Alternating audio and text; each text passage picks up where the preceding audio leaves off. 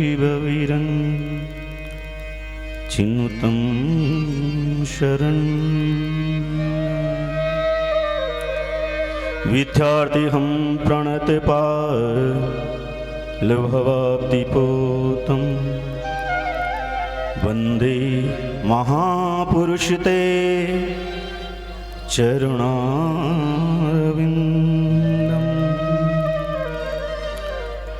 वंशी विभूषितकरान्नवनीलदाभा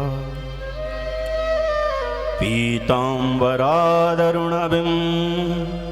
वफलाधरोष्टा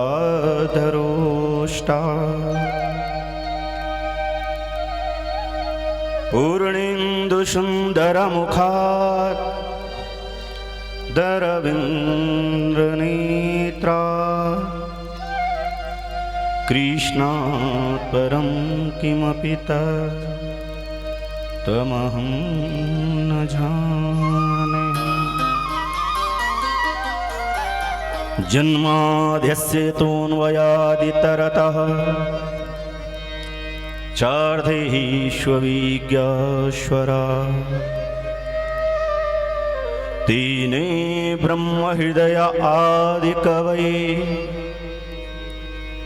मुह्यन्ति यत् शूरयः। तेजो वारिमृदा यथा विनिमयो यत्र सर्गो मृषा धाम्ना स्वेन सदा निहस्तकुहकम् सत्यं परं धीमहि। सत्यव्रतं सत्यपरं त्रिसत्यं सत्यस्य योनि निहतं च सत्ये सत्यस्य सत्या मृतसत्यनेत्रं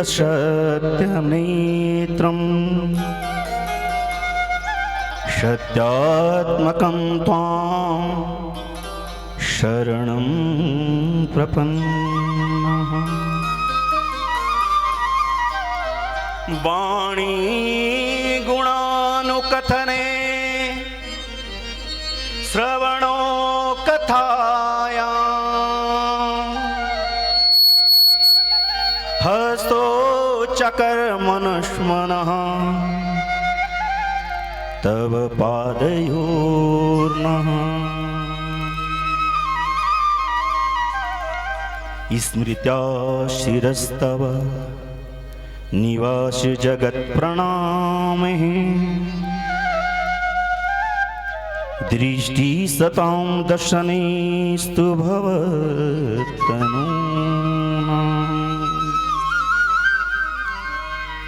यन्तः प्रविश्य मम वाचमिमां प्रसुप्ता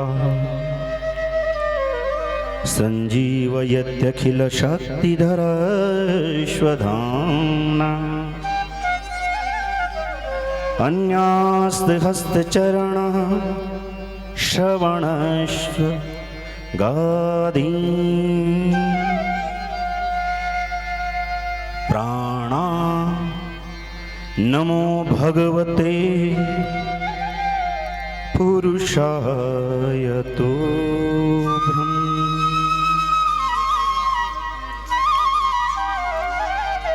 न कपिष्टं न च सर्वभौमः न पारमेष्ट्यं न रसाधिपत्यं न योगसिद्धिर्पुनर्भवां वा वाक्षन्ति सदपा धीरज प्रपन्नः।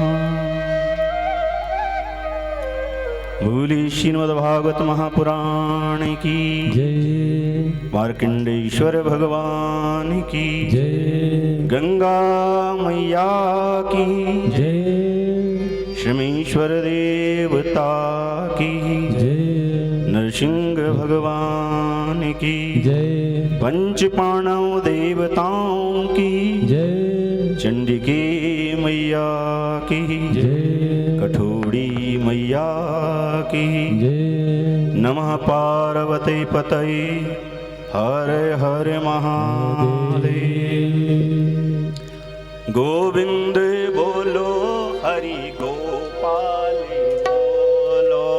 गोविंद बोलो हरि गोपाल बोलो।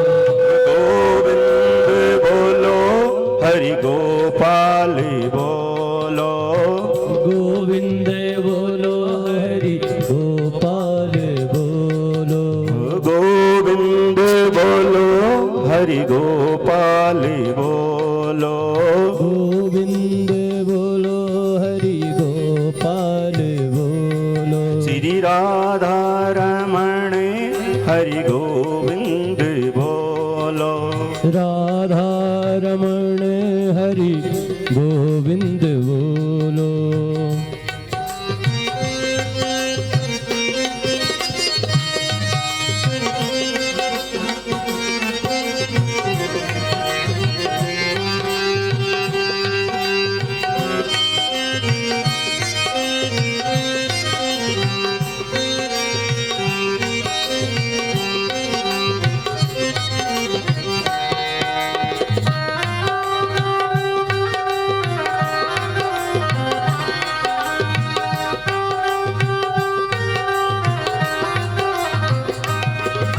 गंगा की जय जय, यमुना की जय जय।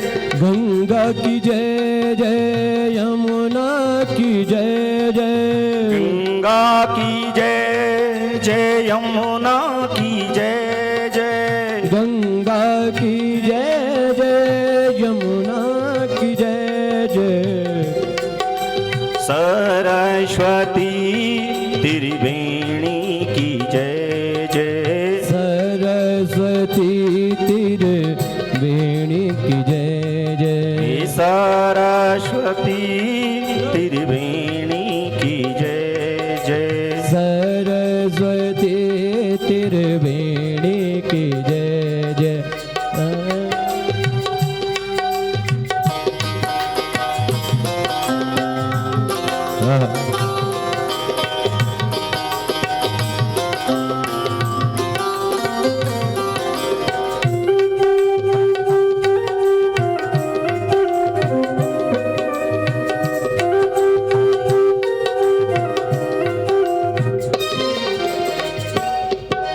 राम की जय जय, लक्ष्मण की जय जय। राम जी की जय जय, लक्ष्मण की जय जय। राम की जय जय, लक्ष्मण की जय जय।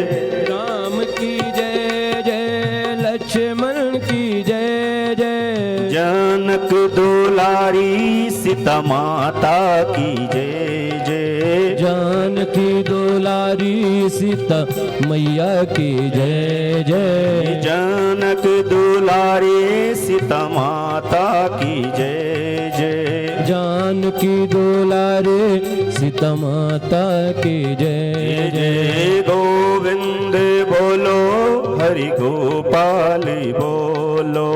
गोविंद बोलो हरि गोपाल बोलो। गोविंद बोलो हरि गोपाल बोलो। गोविंद बोलो हरि गोपाल बोलो।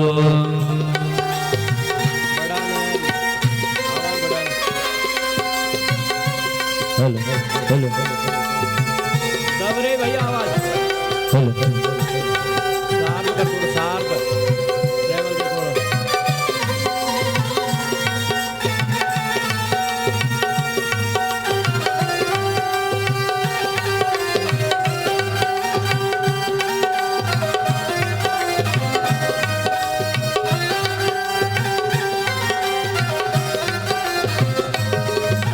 ब्रह्मा की जय जय, विष्णु की जय जय। ब्रह्मा की जय जय, विष्णु की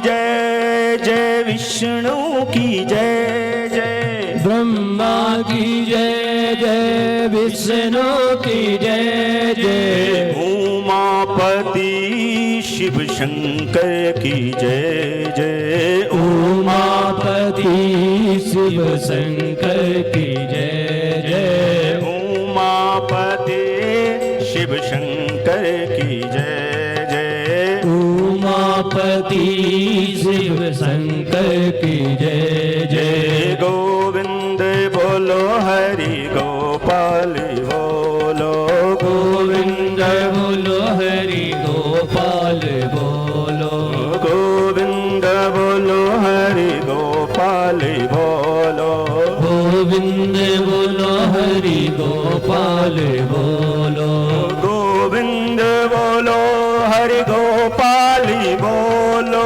गोविंद बोलो हरि गोपाल बोलो गोविंद बोलो गोपाल बोलो गोविंद बोलो गोपाल बोलो गोविंद बोलो हरि गोपाल बोलो गोविंद बोलो हरि गोपाल बोलो राधा रमण हरि गोविंद बोलो श्री राधा राधा रमण हरि गोविंद बोलो श्री राधा रमण हरि गोविंद बोलो राधा रमण हरि गोविंद बोलो हरे राम राम राम हरे हरे हरे कृष्णा कृष्णा कृष्णा हरे हरे हरे राम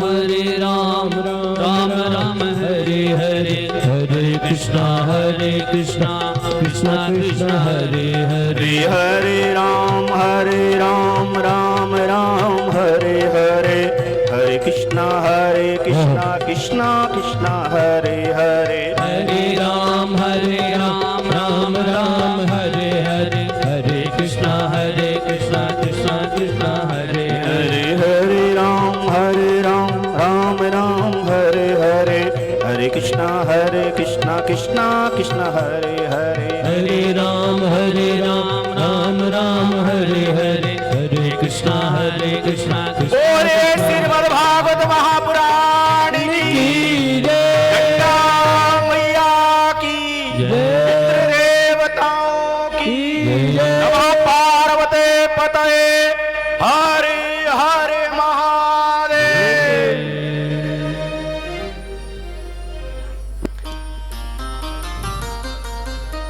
मंगलम भगवान विष्णु मंगलम गरुड़ध्वज मंगलम पुंडरीकाक्ष मंगलाय तनोहरि। पुराण कहते हैं मूलम ही विष्णुदेवानां यत्र धर्म सनातन। सनातन के मूल में बैठा हुआ है जो देवता, वो कौन है? विष्णु। जिस कर्म में भी मूल में विष्णु बैठा हो वो कर्म अवश्य ही सफल होता है। जितने भी जीव हैं ये सब यात्रा पर है और 84 लाख योनियों में हम लोग भटक रहे हैं। तो रही मन मूल ही न सींचे तो फल कहां से खाए। एक प्रचलित मंत्र है, करागरे वशते लक्ष्मी करमध्ये सरस्वती करमूले तु गोविंद प्रभात कर दर्शनम। कर्म ने हाथ भी होता है और कर्म ने क्रम भी होता है। तो किसी भी कर्म को जब हम करते हैं, हम कथा कर रहे हैं, मकान बना रहे हैं, तो उस कर्म के आगे क्या है? जब लक्ष्मी होगी तभी हम उस काम को करेंगे, है ना? लक्ष्मी ने तो कर दो। तो कर्म के आगे क्या है? लक्ष्मी। कर मध्य सरस्वती ही। अब हमारे पास लक्ष्मी तो है, काम तो लाई ले, मिस्त्री भी आया, अब सरस्वती नहीं है, नहीं। और लेबर की लड़ाई करे, मिस्त्री इधर लड़ाई करते हैं, कर भोला बोलो पाला कि मैं तो कर दूं काम, नहीं होगा। तो जब कर्म स्टार्ट होता है तो उसके बाद सरस्वती चाहिए। लक्ष्मी से प्रारंभ हुआ है और उसके बाद क्या चाहिए? वाणी। आपने मिस्त्री के साथ बढ़िया बात कर दी, जो शादी में टेंट लगा रहा है या कोई लोग हैं, तो वाणी कर्म मध्य सरस्वती, कर्म के मध्य में सरस्वती। करमूले तु गोविंदम। और कर्म क्या जो मूल है उसमें कौन होना चाहिए? भगवान विष्णु। प्रभात कर दर्शनम। तब हमारे जीवन का प्रभात होता है। उठ जाग मुसाफिर भौर भयो, अब रे ने कहा जो सोवत है, वो प्रभा होती है और वो प्रकाश हमारे अंदर आता है। तो मूल ही ना चाहिए, मूल है ब्रह्म विष्णु। ऊर्ध्वमूलम अधशाखा, मूल ऊपर और नीचे शाखाएं हैं, तो मूल भगवान विष्णु को। एक राजनेता हुए और चाइना के, उसने अपने जीवनी में लिखा कि मुझे एक दिन पता चला कि वास्तविकता है क्या। वो कहता है मैं 5 वर्ष का था, मां को बुखार आया, पर मेरी मां के पूरे प्राण एक छोटी सी बगिया थी और उस बगिया में मां रोज जाती उस बगिया को सींचती थी। लेकिन 5 दिन बुखार हो गए तो मां काम करने नहीं गई, लेटी रहती है बगिया के और सोचती रहती कौन देखे। तो मैंने केतली उठाई, जल लिया और मां से कहा मां परेशान मत होना, मैं बगिया की रक्षा करूंगा। और मैंने उस बगिया की देखभाल करी। और जब मां उस रोग से बाहर आई तो पहले कहा दिखाना उस बगिया को। तो रोज मेहनत करता रहा, मेरा हाथ पकड़, मुझे धक्का लग रही है, मेरा हाथ पकड़ो बगिया तक ले। और मैं बगिया तक मां को ले आया। और मां ने जब वो बगिया को देखा ना तो सारे फूल रुग्ण और अस्वस्थ हो गए थे, मुरझा रहे थे। सारा वृक्ष ऐसा लग रहा कि जैसे धूप से हो जल गया और गिर रहा। तो मां ने जब बगिया देखी तो मेरा हाथ पकड़ा और कहा तूने तो बहुत मेहनत करी ना। तो मैं रोने लगा और मैंने मां से कहा मां मैंने पूरी मेहनत से इस बगिया को ना सींचा है, एक एक पत्ते को मैंने कपड़ा भिगाया और साफ किया, नहलाया। एक एक फूल को मां मैं पानी डालता था और उसे धुलता था, फूंक मार के उसके धूल को उड़ाता था। तो मां ये बगिया देखना सूखती रह गई, मैंने बहुत मेहनत करी, मेरी मेहनत पे कोई कमी नहीं। तो मेरी मां ने मेरा हाथ पकड़ा, बैठा दिया और कहा सुन, उस फूल और उस पत्ते पे नहीं डालता ना पानी, कोई जरूरत नहीं थी। तूने बस इन पौधों के जड़ों में पानी डालना था। अगर तू जड़ में पानी डाल देता तो इसके फल भी अच्छे होते हैं, इसके पत्ते भी अच्छे होते हैं, इसकी शाखा भी अच्छी होती और ये खिल उठते। अब हमारा सेब को बगीचा, हम सेब में थोड़ी ना डालते पानी, डाल दे, जड़ में डालते। तो मूल कौन है? भगवान विष्णु।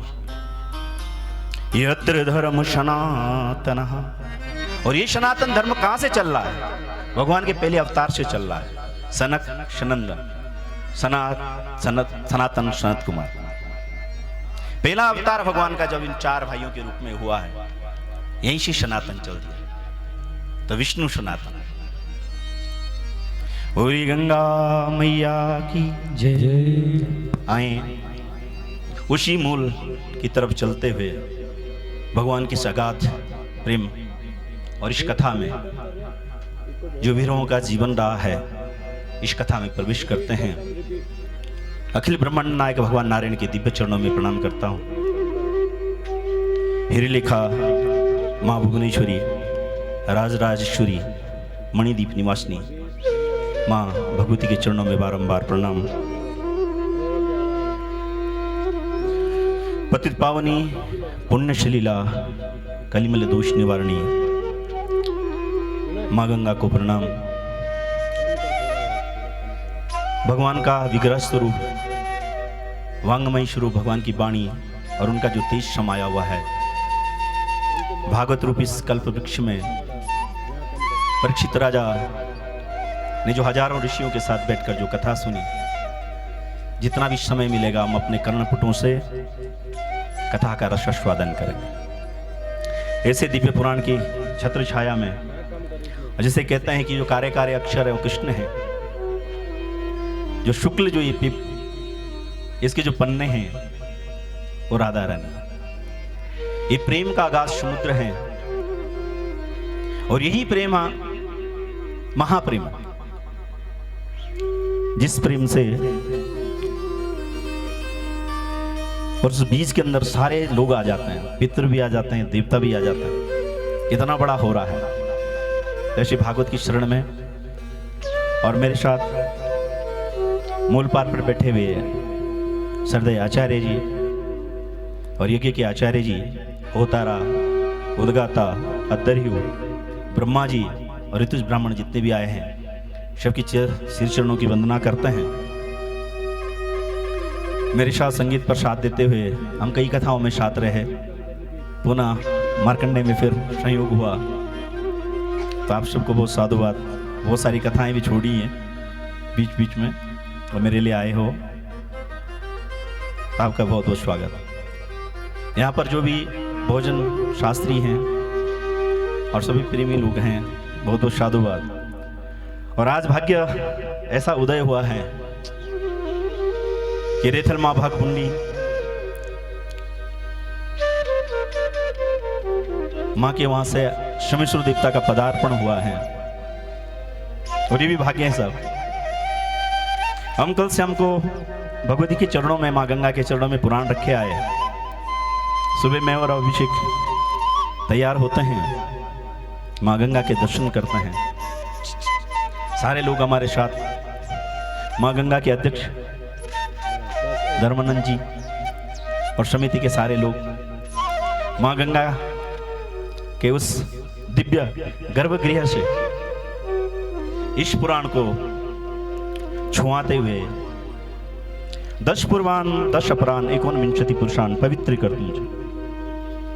तो श्रीमान के समस्त जितने पितृ देवता है उनके लिए मैं कामना के लिए यहाँ पे बैठा हूँ इस पवित्र क्षेत्र पर। पुरोहित होने के नाते हमने श्राद्धोपकरण में उनका पाया है और हम तृप्त रहे हैं। आज भगवान से प्रार्थना करते हैं, माँ गंगा से प्रार्थना करते हैं, जिसको शिवलोक जाना हो शिवलोक जावे, जो विष्णु लोक जाना चाहते हो विष्णु लोक जावे, जो गंगा के साथ रहना चाहता हो वो गंगा के साथ रहे। और यह दिव्य पुराण उनको ऐसा प्रकाशित करे कि सभी देवताओं के साथ यहाँ भूमि पर वो देवता तो बने हुए रहे ही, पुरोहितों के रूप में रहे हैं। किसी भी गांव में हमारे मुखवा के लोग जाते हैं, माँ गंगा का जब बच्चा पहुंचता है तो उसके चरण देवता लोग छूते हैं। यावत अस्ति अयम तोय गंगा तोय सुवर्धते तावत वर्ष शास्त्राणि स्वर्गलोकम महीयते। पंचगव्य में एक मंत्र आता है, उस मंत्र का अर्थ होता है कि ये गौ पंचगव्य अगर आप पियोगे तो तुम्हारे अस्थि में जो पाप पड़ गया है, वज्र बन गया हो, आपके डीएनए के अंदर आ गया। अगर आप पंचगव्य पीते हो, गंगा का जल पीते हो, वो दोष भी खत्म हो। और अगर आपने इन अस्थियों से गंगा का स्पर्श कर दिया तो आप समझो कि आप वैकुंठ लोक में ही हो, चाहे आपका शरीर हो।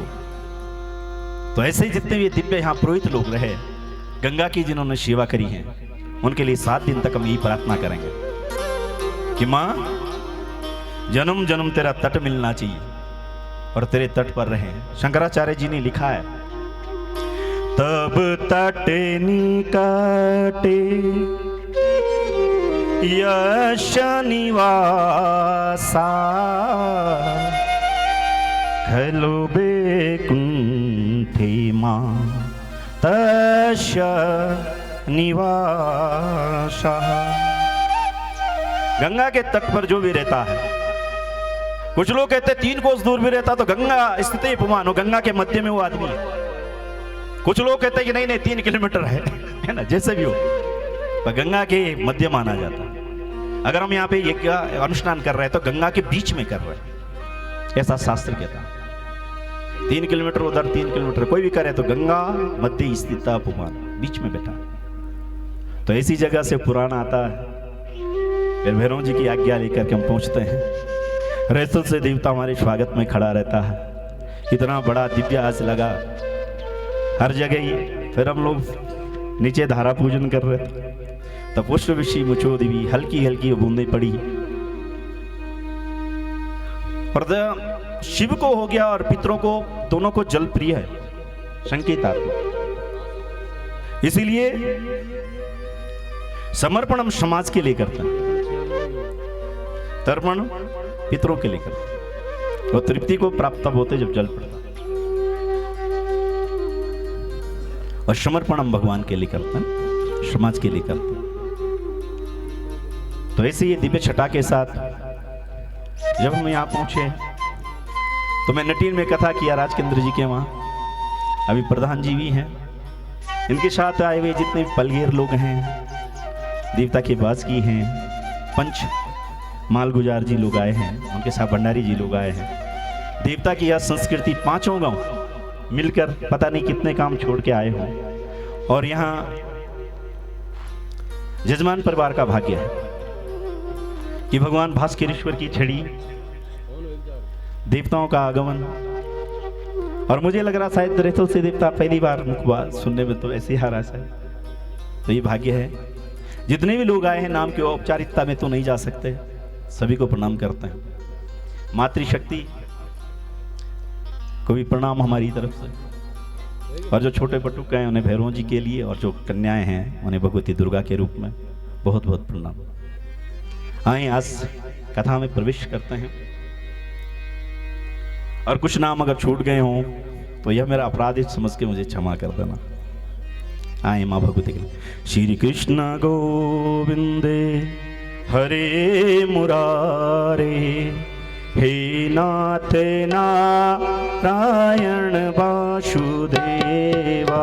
श्री कृष्ण गोविंद हरे मुरारी, हे नाथ नारायण वासुदेवा। श्री कृष्ण गोविंद हरे मुरारे, हे नाथ नारायण वासुदेवा। सभी लोग आओ। गोविंद हरे मुरारी, हे नाथ नारायण वासुदेवा। श्री कृष्ण गोविंद हरे मुरारे, हे नाथ नारायण वासुदेवा। श्री कृष्ण गोविंद हरे मुरारी, हे नाथ नारायण वासुदेवा। हे नाथ नारायण वासुदेवा, हे नाथ नारायण वासुदेवा। हे नाथ नारायण वासुदेवा, हे नाथ नारायण वासुदेवा।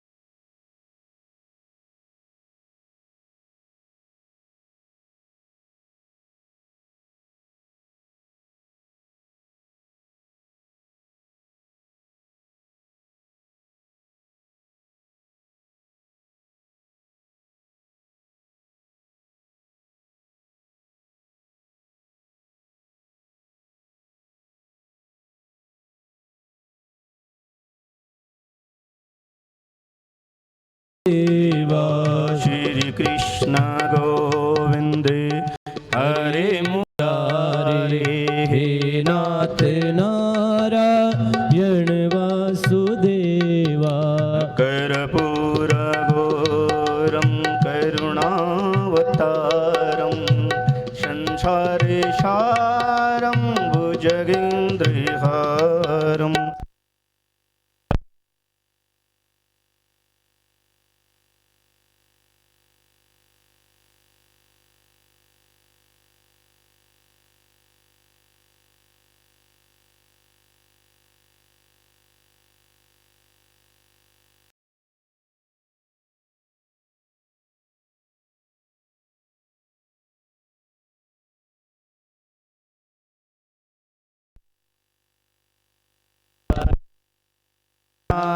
नारायण वासुदेवा श्री कृष्ण गोविंद हरे मुरारी।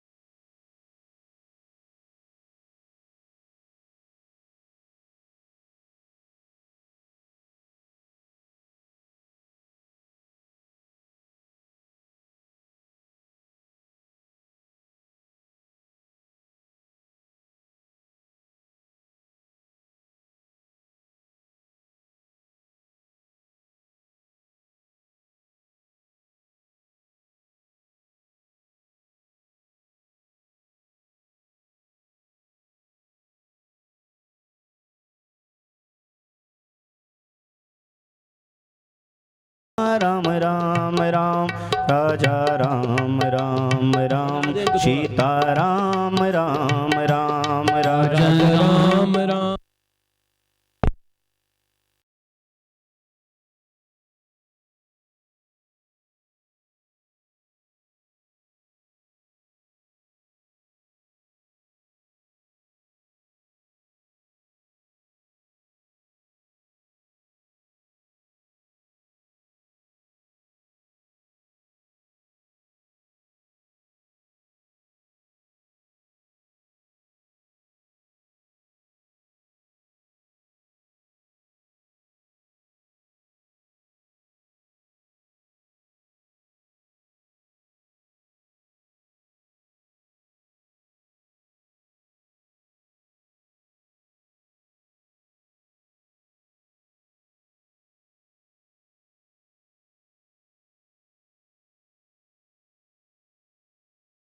राम राम बोली श्रीमद् भागवत महापुराण की जय। इसको थोड़ा कम कर, इसको थोड़ा बढ़ा। सच्चिदानंद रूपाय विशोष्पत्यादिहेतवे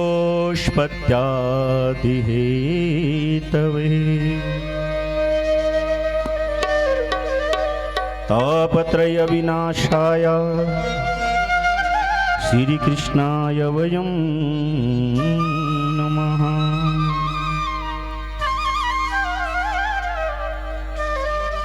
व्यास जी ने परिचय दिया है। जिस परमात्मा की ओर हम बढ़ रहे हैं, जिसकी कथा हम सुनेंगे,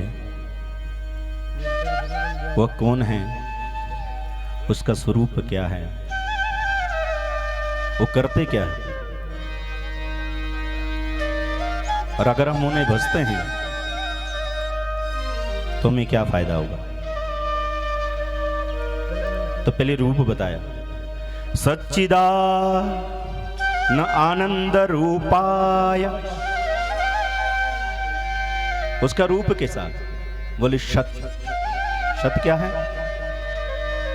सत्य, जो पहले भी था, अब भी है और बाद में भी रहेगा, ऐसा स्वरूप। फिर चिद कहा है, चिद का अर्थ है प्रकाशमान होना।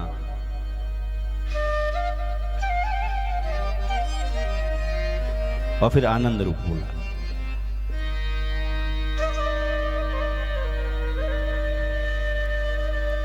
सत्य में अगर हम और भी व्याख्या करें, अगर हम शास्त्रों की ओर देखते हैं तो सत्य जो है वो रामायण है। सत्य क्या होगा? रामायण। और चिद अगर हम माने तो गीता है। और आनंद जो स्वरूप है वो भागवत है। जो रामायण है ना वो प्रयोग शास्त्र है। कैसे? हमें निज धर्म पर चलना शिकातीरो जे रामायण।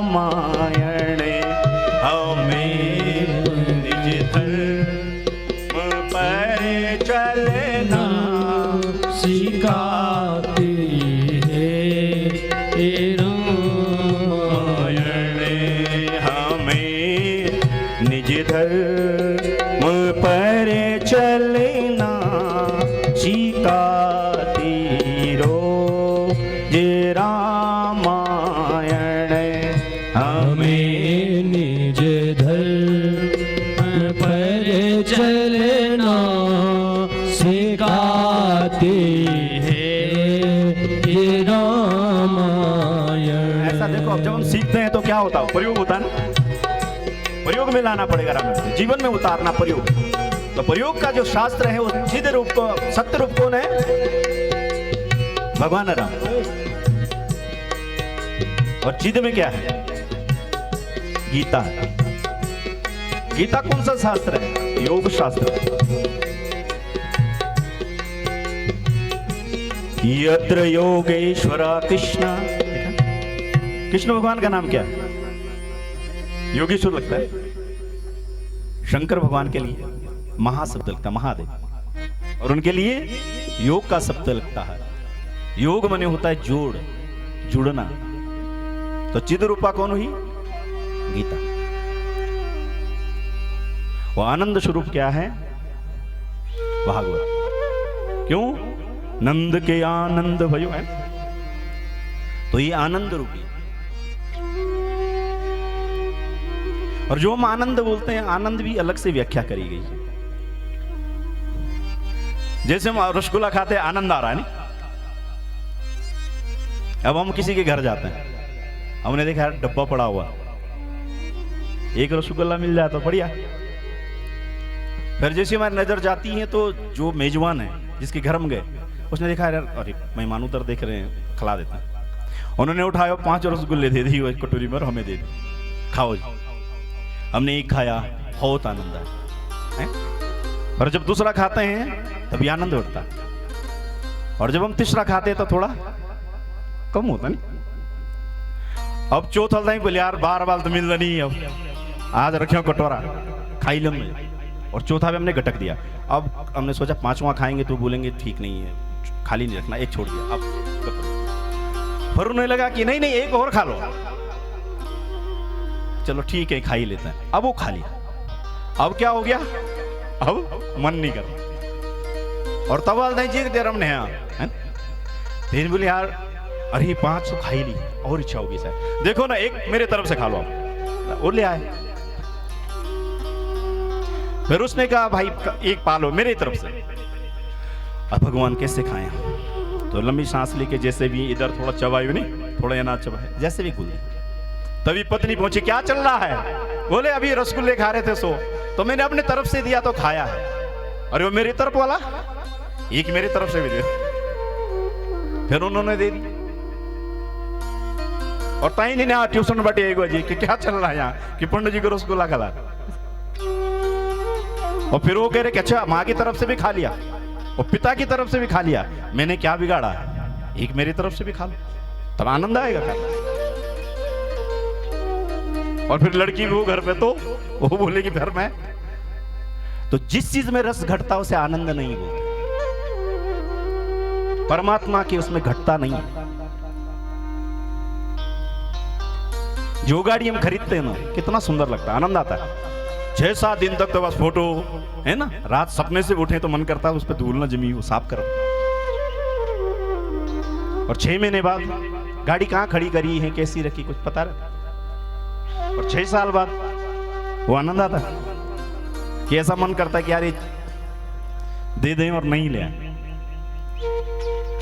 तो यहां जीव का स्वभाव घटता हुआ है, इसीलिए जो 88,000 ऋषि कहे हैं वो 8 का गणित है। 8 दूना 16, 16 में कितने अंक होते हैं? 1 और 6, और 6 और 1 कितना होता है? 7। 8 से कितना कम हो गया? 1। आरतियां 24, 2 और 4 6, कितने अंक कम हो गए? 8 चको 32, तो 32 में क्या हो गया? 5 हो गया।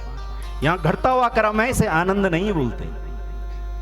आनंद वो है कि मीरा जब चली है ना भगवान के पद, तो बढ़ता क्या आनंद? पहले कमरे पर था वो आनंद, फिर बाहर निकली और अपना जो उसका चौक था उस पे आ गया, फिर वो आनंद और बढ़ा, फिर चौराहे पे चली, फिर वो आनंद बढ़ा, पूरे शहर में पता चला मीरा नाच रही, बावरी हो गई। और इतना ही नहीं हुआ, गिरधर के मंदिर तक, वृंदावन की भूमि तक वो आनंद बढ़ता हुआ चला गया। तो वो है आनंद। तो ये जो भगवान का स्वरूप है जो बढ़ता हुआ जाता है वो आनंद है। सच्चिदानंद रूपाय। और कई लोग होते जी धेड़ में बढ़िया होते नहीं, वो गुण के नहीं होते। तो उन्होंने कहा भाई रूप तो बढ़िया है और स्वभाव खराब है, तब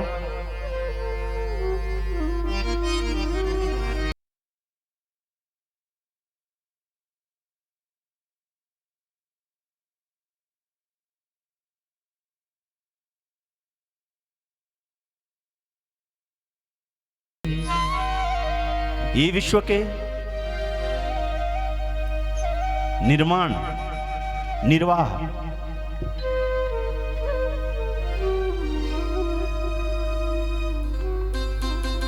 आदि, मध्य और अंत, तीनों की जिसका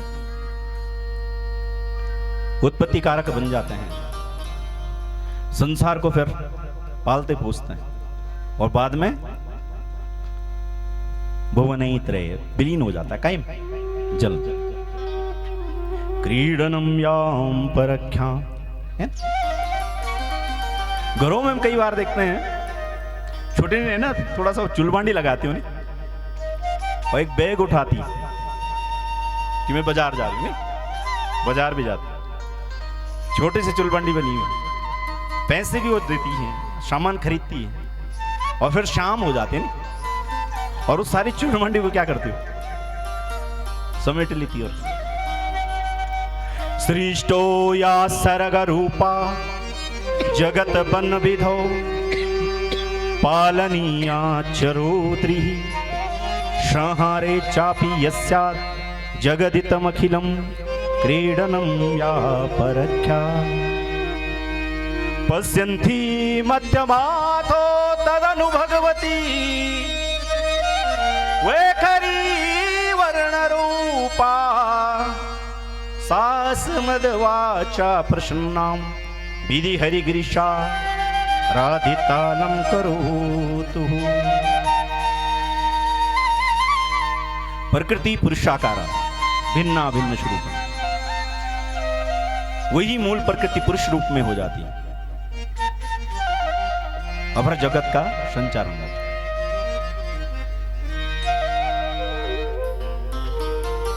एकेव शक्ति परमेश्वरस्य, एक ही शक्ति भिन्ना चतुर्धा व्यवहार काले। पर जब उसे व्यवहार में आना होता तो शक्तियों में बंट जाता है अपनी योग माया से। पुरुषे सुविष्णु भोगे भवानी समरी च दुर्गा प्रलय च काली। जब जब उस मां शक्ति को जरूरत पड़ती है तब तब वो भिन्न भिन्न रूपों में आकर युग युग में कल्प कल्पांतर में आता है और संसार का सृजन करता है और बाद में संसार को फिर समेट देता है। तो बोले ये इनका काम है। तो बोले काम भी बढ़िया है, रूप भी बढ़िया। अगर हम इन्हें भजेंगे तो हमारा होगा क्या? क्या मिलना है? कुछ होना तो चाहिए। स्वार्थ लाग करई सब प्रीति, बिना हेतु तो कुछ हो नहीं सकता। तो बोले तापत्रय विनाशाय, देहिक दैविक भौतिक तापा, 3 ताप। योग क्षीम्य मोहाम्यम, गीता में भगवान कहते हैं, बोले हमारे तीनों ताप को खत्म कर देते हैं और वही आत्मा फिर परमात्मा में मिल जाती है। तो ये हमें फायदा होगा। हम जो करते हैं उसे क्रियामाण बोलते हैं। जो हम कर्म करते हैं वो कर्म ऐसे इकट्ठा होता है, और जब वो इकट्ठा हो जाता है तो उसे संचित बोलता है। वो जो किए हुए कर्म जब संचित होते हैं और जब हमारे पास वो आता भोगने के लिए, तो उसे हम प्रारब्ध कहते हैं। प्रारब्ध के वश्य है तो प्रारब्ध। अवश्यमेव भोक्तव्यम कृत्वा कर्म शुभाशुभम। जो भी हम कर्म करते हैं वो हमारे सामने जरूर आता है। आप पुराने नहीं पढ़ेंगे, कोई जरूरत नहीं। आप गांव में ना घर लोगों को पढ़ना, किसने क्या किया बाद में क्या। संसार पूरा दर्पण है, और जितने भी पुराने दर्पण है दिखाती है दुनिया ऐसी है। पार उतर गए संत जनारे, कहत कबीर सुनो भाई साहब, पार उतर गए संत जनारे। वो ये भी गजब की बात है कि कबीरदास जब कहते हैं ना तो साधुओं को बोलते हैं। जो जैसा होता है वो उसे वैसे व्यक्ति चाहिए। अब किसी की चुगली करने का मन है और तो रात में बड़ा शांत है, उसके साथ नहीं हो पाता, क्योंकि वो फिर संग नहीं बनता है। ते मानो है ठीक साथ भागे, अरे यार मेरा बड़े काम तुम कर, तो कहां से लगाएंगे फिर? वो चुगली वाले मिल जाते हैं, भक्त मिलेंगे। विभीषण और हनुमान जी जब मिले क्या चर्चा चली साहब। हम अपने नाम बढ़ाई करते हैं, उन्होंने कहा मैं बानर हूं, अदम। हम जिस चीज को खाते ना पेड़ तोड़ देते हैं, और प्रातले जो सुबह हमारा नाम लेता है ना उसे आहार नहीं मिलता। विभीषण जी बहुत बुरी, जबकि राम भगवान के साथ है, लेकिन अपनी कमी बता रहे। विभीषण कह रहे हैं कि जैसे ये दांत में जीव है ना, ऐसा मैं यहां हूं। और हम कहते हैं कि माहौल दो है, ऐसा कुछ नहीं होता। विभीषण गिरा है राक्षसों से और रोज उनको देख रहा है, युद्ध हो रहा है, मंदिर प्रतिकर्षोदा, हर घर में लड़ाई थी, लेकिन विभीषण कुटिया में है। लिखा था उसी पर ओम माता, भजन कितना प्यारा था, लेकिन उसको कहीं भी उनका कोई शंख का दोषी नहीं लगा। और मंथरा राम भगवान के घर में बैठी, लेकिन परिवर्तन नहीं हुआ। इसीलिए कहते हैं भद्रम करणे शृणुयाम देवा। जो अच्छी चीज सुनेगा तो अंदर वो वचन जाएंगे, आज नहीं तो कल। अगर हम उसे याद करते रहेंगे ना, कभी ना कभी उसको भनक जरूर पड़ेगी। राम नाम रटते रहो जब तक घट में प्राण, कभी तो दीन दयाल के भनक पड़ेगी रे कान। आज नहीं तो अगली बार, पर छोड़ना नहीं। हरे राम राम राम हरे हरे, हरे कृष्णा कृष्ण कृष्ण हरे हरे। ब्रह्मदेव नारद दोनों बैठे हुए हैं, कली संतार उपनिषद है, दोनों में चर्चा चल रही। कह रहे 32 अक्षर का जो नाम जपेगा ना, उसे यम यातना नहीं देखनी पड़ती। ये 32 अक्षर है नारद, जो इसे जपता है वो यम का मुंह नहीं दिखता, वो वैकुंठ का वासी होता है।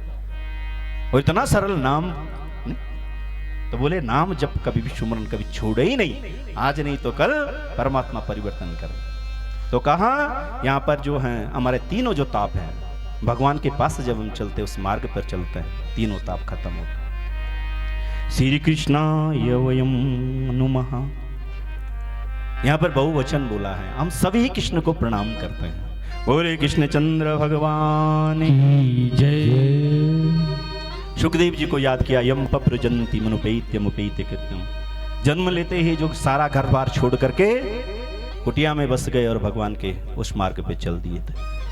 उन्हें याद करते हुए व्यासदेव जी कहते हैं, निमिषे सुत आशीनः मविवाद्य महामतिम कथा मृत्यु रसास्वादा कुशलो शौनका ब्रवीत है।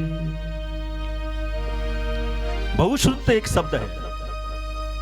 जो बहुत कथाओं को सुनते हैं, ऋषि मुनियों की वाणी को जो सत्संग करते हैं, उन्हें बहुश्रुत कहते हैं। सोनक जी इतने विद्वान हैं खुद ही, वयु और वृद्ध हैं। 88,000 जो ऋषि नैमिषारण्य तीर्थ में आए थे, उनके प्रधान हैं। सूत जी बैठे हैं उच्च आसन पर और सभी के प्रश्नों को अपने पास लिखते हैं। और व्यासदेव जी सूत जी से कहते हैं कि आज हम यह सुनना चाहते हैं, ऐसा आप हम पर कृपा करें। तो नित्य यही होता था। वो तीर्थ कौन सा है? नैमिषारण्य। निमिष मने होता है घना, अरण्य मने जंगल। घने जंगल के बीच में गोमती नदी वहां बहती है। एक बार वहां गौरमुख नाम का एक ऋषि है, उसे निमिष मात्र से बहुत राक्षसों का वध कर दिया, तब भी उसका नाम नैमिषारण्य पड़ा। घना जंगल होने पे भी नैमिषारण्य नाम पड़ा। और ब्रह्मा की एक चक्र दिया था, वो नेमी, वहीं जाकर वो छूटा था, वो चक्र रथ का पहिया। तो ब्रह्मा ने कहा जहां ये छूटेगा वो पवित्र जगह होगी, तो नैमिषारण्य में वो छूटी। तो यहां पर शौनक आदि सारे ऋषि कलयुग के भय से सारे आए। क्या करें? बोले एक काम करते हैं, यज्ञ करें। वो कथा नहीं कर रहे थे, वहां यज्ञ कर। और यज्ञ के लिए आए कि सहस्त्रम समाचरित, 1000 साल तक यह यज्ञ कर। नित्य गोमती में स्नान होता, कुशा आसन ले आते हैं, संध्या पूजन होता, सब दिक्पाल देवताओं का पूजन करते, यज्ञ होता। यज्ञ के बाद सब अपने आसन पर बैठ जाते, अब श्रवण करते। और यहां इन्होंने 88,000 ऋषियों ने 18 पुराण, उपपुराण, उपपुराण के उपपुराण तक, और सत्यनारायण व्रत कथा भी सुनी। नित्य आज सभी आए हैं, अपना आसन लगा दिया और सूत जी के पास जाकर सोनक जी कहने लगे, प्रभु अज्ञान ध्वांत विध्वंसः कोटि सूर्य समम प्रभा श्रुताख्यायी कथा सारम मम कर्णारसायन। प्रभु हमारे अंदर जो अज्ञान ये बैठा हुआ है, ये अंधकार है, और आप जो हैं करोड़ों सूर्य के समान आपके अंदर वो तेज है। आपका जो कथा सार है ना प्रभु, बहुत सुंदर लगता। मम कर्णारसायन, कथा जो प्रिय लगती है सब क्या अपनी अभ्यास अपने अपने फेवरेट होते सबके। नहीं कोई बोल दो मैं त्यों कथा लगी थी भाई बढ़िया, कोई बोल ना मैं तो त्यों की लगी भाई बढ़िया। ये क्या, ये निजी है।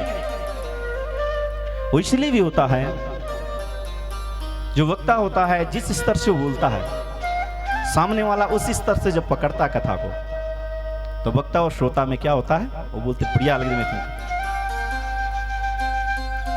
कभी कभी बहुत मुक्त संग साधु होते हैं जिन्होंने सब त्याग दिया, और जब वो बोलते हैं ना तो आधा से ज्यादा लोगों को पल्ले नहीं पड़ता। मैं गंगोत्री में था और वहां 2 कथाएं हुई, रमेश भाई ओझा जी की, और दूसरी एक कथा हुई मोरारी बापू जी की। तो वो किसी चीज को जब छूते थे तो हमें आंसू आते थे, क्योंकि हमें उस पीछे की सारी कहानी पता था। तो मेरे को जजमान भी वहां आए थे, मैंने कहा आपको कैसी लगी? गुरु जी समझ में आना हुण। मैंने कहा रमेश भाई ओझा जी की इतनी सुंदर सी कथा, वो स्पर्श करते थे कथाओं का, पूरा हमें ध्यान आ जाता। और पूछते कि कंथ है गुरु जी समझ में आना, ये तो क्या है? वक्ता और श्रोता का। छोटे बच्चों को हम बेसिक स्कूल भेजते हैं, वहां की पढ़ाई हो ढंग से, जूनियर वालों की, इंटर हाई स्कूल वालों की, बीए वाले अलग, एमए वाले, फिर मास्टर्स डिग्री करने वाले, तो सब कक्षा में अलग अलग है। लेकिन यहाँ क्या होता है कि एक टीचर होता है जैसे व्यास, तो यहाँ कक्षा 1 वाला भी बैठा होता है, 2 वाला भी होता है, पीएचडी वाला भी होता है। तो कभी कथा जब ऊपर स्तर में जाती है तो समझ नहीं आती। अब छोटे बच्चों को बोलेंगे आवाज से क्या होता, वो छाती ठोक के कहेगा अनार होता। और यही बात अगर कोई बड़े बड़े लोगों की सभा बैठी है और वो बोले कि आ का मतलब बताइए, तो क्या होगा?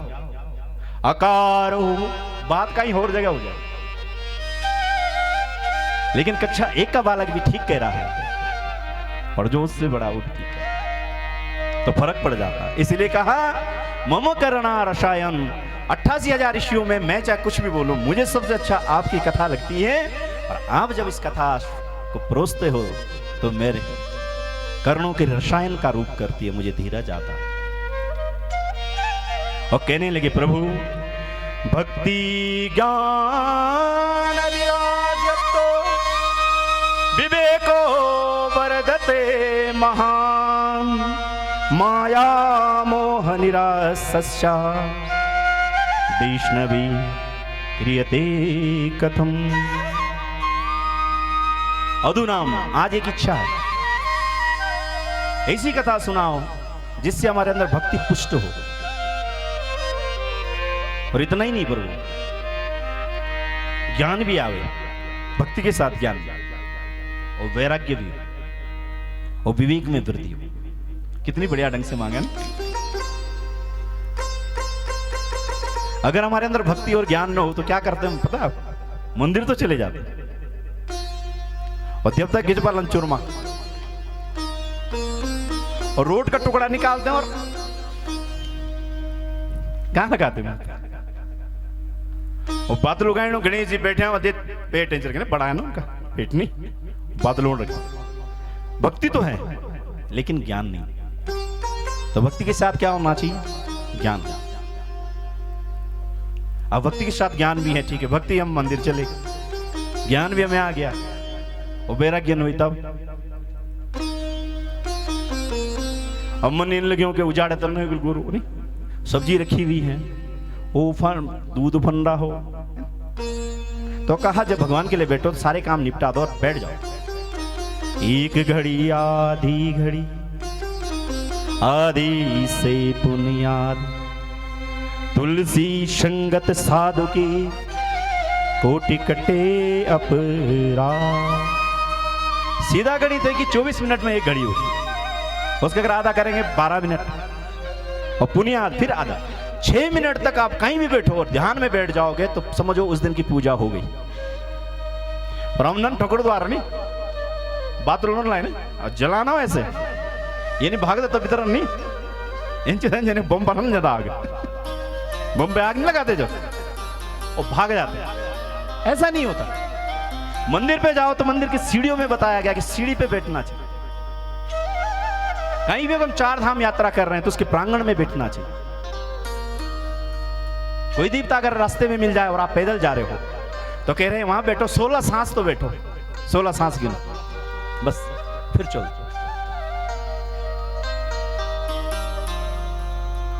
लेकिन असारे खलु संसार,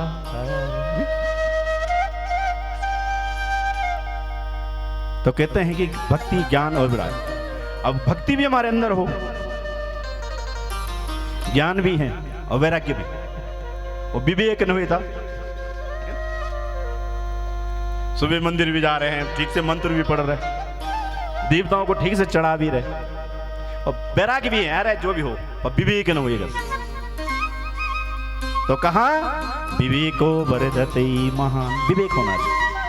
ये 4 चीज जिसके अंदर है तो शतपथ पे है। भगवान जो मोह निरासस्य हो गए, ऐसे विष्णु लोग क्या करते हैं, किसको पूजते हैं, उसकी कथा हम सुनना चाहते हैं। कहने लगे कृष्ण प्राप्ति करम शाश्वत साधनम तत्वदाधुना, जिससे कृष्ण भगवान हमें मिल जाओ, उसकी प्रीति मिल जाओ, ऐसा कोई साधन है तो सूत जी हमें सुनाओ। चिंतामणिर्लोक सुखम सरद्रु स्वर्ग संपदा, पर्यक्षन्तो गुरु प्रीतो वैकुंठम योगी दुर्लभम। चिंतामणि नाम की मणि है, उसे सामने रख दो, भौतिक कोई भी पदार्थ हो उसे मांगा जाए तो वो प्रदान करती। स्वर्ग में एक वृक्ष है जिसका नाम कल्प वृक्ष है, और उसके नीचे जब बैठते हैं जो काम ना करो यम यम चिंतित ही काम, सब मिल जाएगा, लेकिन गुरु प्रसाद से मिलते हैं भगवान का वो परम धाम। लौकिक पदार्थ तो ये भी दे देंगे, लेकिन भगवान का वह धाम ही प्रदान नहीं कर सकते। हे सूत जी, आप गुरु हो, आपकी कृपा पात्र से ये कृपा से ये हम पा सकते हैं, इसीलिए आप हमें यह चीज इस प्रकार का भागवत सुनाने की कृपा करें, क्योंकि कलयुग आ गया है और कलयुग ने अधर्म मित्रेण, कलयुग ने अधर्म को मित्र बना दिया है, सारी जगह घूम रहा है, तो हमें बचाने के लिए आप कृपा करें, ऐसा कोई साधन सुना। सर्व सिद्धांत निष्पन्ना संसार भयनाशनम। सूजी ने कहा ठीक है, हम तुम्हें सुनाते हैं। सारे शास्त्रों का जो सार है और संसार में जो भी भय हमारे अंदर है वो सब चला जाता है, आत्मस्वरूप को प्राप्त हो जाता है, ऐसा शास्त्र हम तुम्हें सुनाते हैं। वो कौन सा है? श्रीमद् भागवतम शास्त्रम कलोकीरेण भाषितम, जन्मांतरे भवत्पुण्यम तदा भागवतम लभे। जब जन्म जन्मांतर के पुण्य उदय होते हैं शौनक जी, तब भगवान की कथा मिलती है। इसके लिए आपको आसन जीतना चाहिए, श्वास पर काबू होना चाहिए, भगवान के लिए भक्ति होनी चाहिए, और तब इसे अपने कर्णपुटों से आप सुना।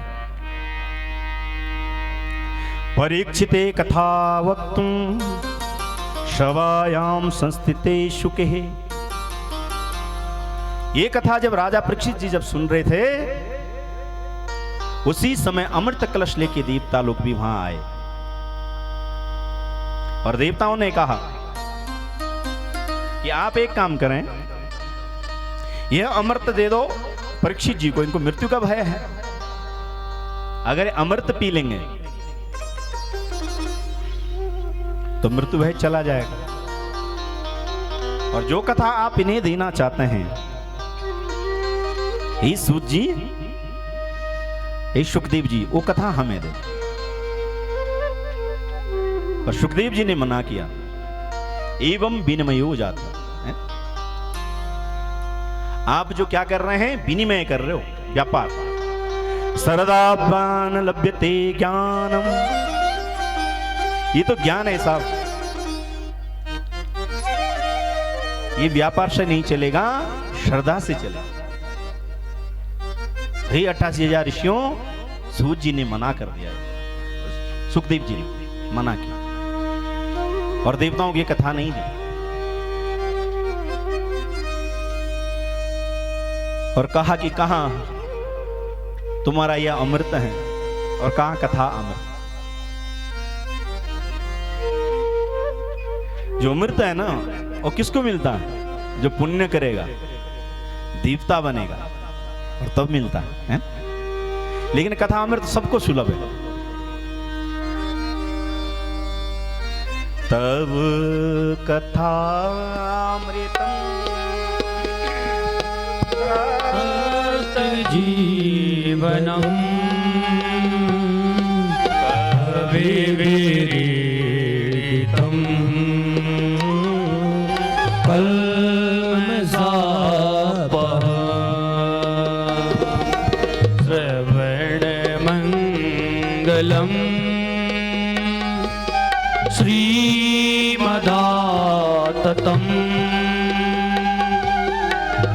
विगीर्णिते भूरिदा जना तव कथामृतम् तप्तजीवनम् अविविरीडितम्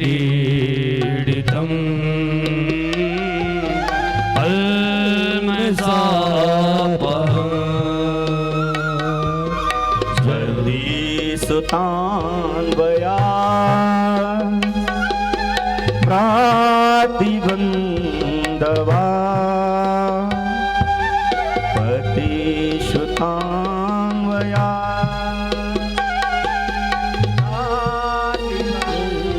दवा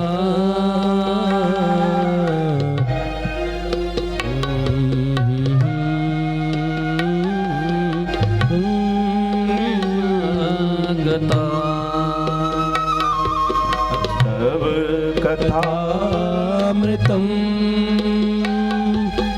तप्तजीवनम् अविविरीडितम्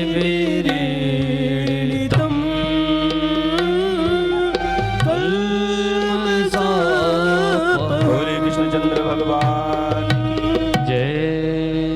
कथा अमृत बड़ा है। एक बार की कथा आती, शाम को चांद लगा, भगवान राम बैठे हैं,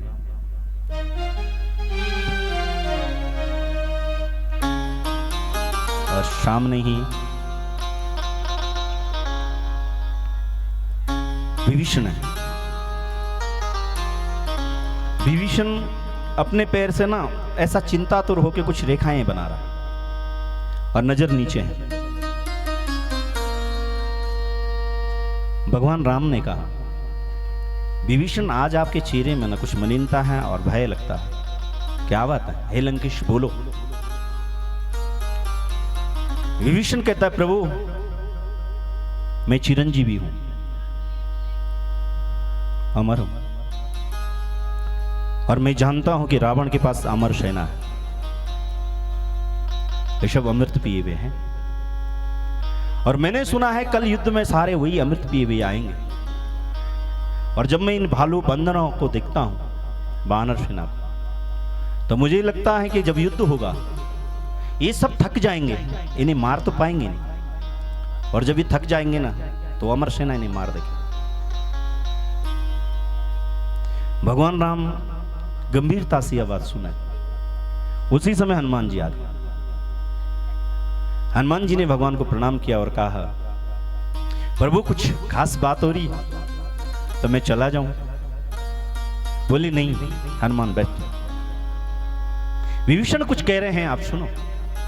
विभीषण ने सारी बातें हनुमान जी से कही। हनुमान जी ने कहा, प्रभु जासु हृदय आगार, चिंता ही मत करो, कल युद्ध में मैं ही जाऊंगा, औरों को भेजने की जरूरत ही नहीं। भगवान ने विभीषण की ओर देखा, भेज दे। बोले हनुमान जी भी अमर है, भेज दे।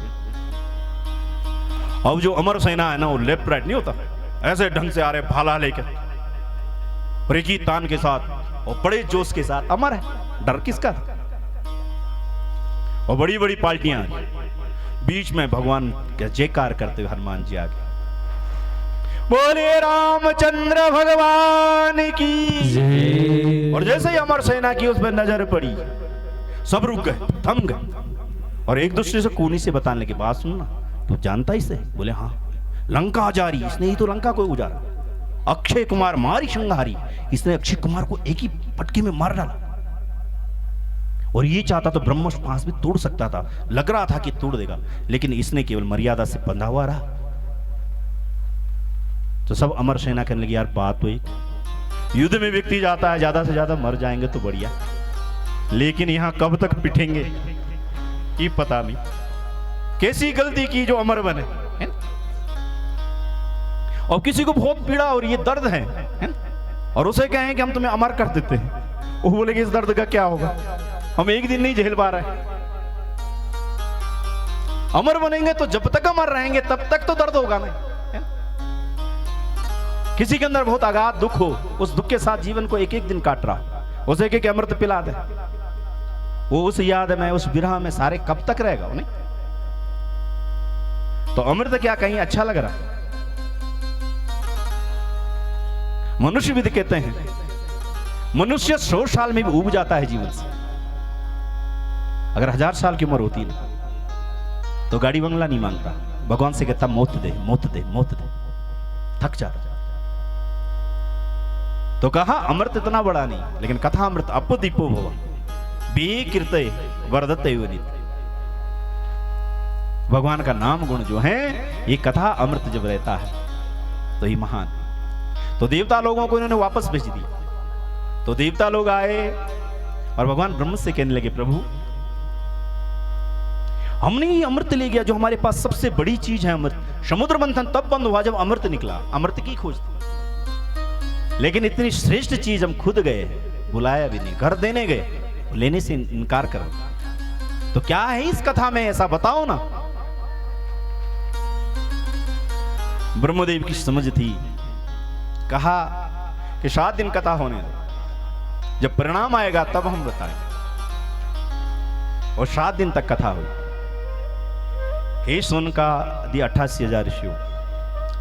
राजा मोक्षम तदा वीक्षम पुराता तापि विस्मितः सत्यलोके तुलां बद्ध्वा तुलयन् साधनन्यजः। 7 दिन की कथा के उपरांत ही शुनक जी राजा का मोक्ष हो गया। जो जन्म जन्म मुनि जो जतन करता है वो चीज भी तब नहीं मिल पाती, लेकिन कथा श्रवण मात्र से कह उठा सिद्धोष्मी आपका अनुग्रह का पात्र बन गया हूं सुखदेव महाराज, अब मुझे मृत्यु भय है ही नहीं। तो पुराता कौन है? ब्रह्मा विस्मित हो गया और क्या किया? तुलम बद्ध्वा तोलने लगे। तो एक तरफ सारे शास्त्रों को रख दिया और एक तरफ भागवत को रखा, लेकिन भागवत महान शास्त्र हो गया। ब्रह्म संहिता ब्रह्मदेव की वजह से ये संहित है कि सबसे बड़ा शास्त्र भागवत। और यहां पे अगर हम अर्थ करें तो ब्रह्म का अर्थ वेद हो गया, वेदों ने संहिता दी, इसे अष्टम पुराण के रूप में दिया। तो कहने लगे ये भक्ति ज्ञान विराग और उसके ऊपर क्या है? विवेको वरदते महान, विवेक को देता। मैंने सुना एक आदमी सो रहा था और सपने में उसके पास लक्ष्मी आई। लक्ष्मी ने कहा बेटा 3 पीढ़ी हो गए तेरे को सेठ बनाया हुआ, लेकिन मैं चंचला हूं, हिरण्य वर्णाम हरिणीम सुवर्णा, मिर्ग की तरह चली जाती है। अब तेरे घर से मैं जाना चाहती हूँ। उसने कहा माँ आपने मैं आज तक तृप्त किया है, कोई बात नहीं, जाना है आप जाओ। संतोष आया, संतोष ने भी कहा मैं जाता हूं। बोले प्रभु जाओ कोई बात नहीं। सारे जाने लगे, जो हमारे घर के जो विभव होते हैं वो सारे जा रहे हैं सपने में। लास्ट में विवेक आया, वो कहा मैं जाना चाहता हूं तेरे घर से। उसने कहा प्रभु पांव पकड़, तुम मत जाओ बस। विवेक को अपने घर से मना किया, कहते ही नहीं, आप चले जाओगे तो दुनिया में करेंगे क्या? विवेक रहेगा तो सब कुछ, पांव पकड़े रुक जाओ। और विवेक जब ठहर गया था तो धीरे धीरे लक्ष्मी भी आ गई, संतोष भी आ गया, जो भी चीज आप समझते हो वैभव और सब चीज आ गई। तो विवेक के लिए कथा। तो कहने लगे प्रभु अब हमें कथा सुनाइए। नारद जी कहां सनक आदि ऋषियों से मिले, सनत कुमारों से, वो हम सब सुनना चाहते हैं। तो कथा प्रारंभ करें। बोले श्रीमद् भागवत महापुराण की जय।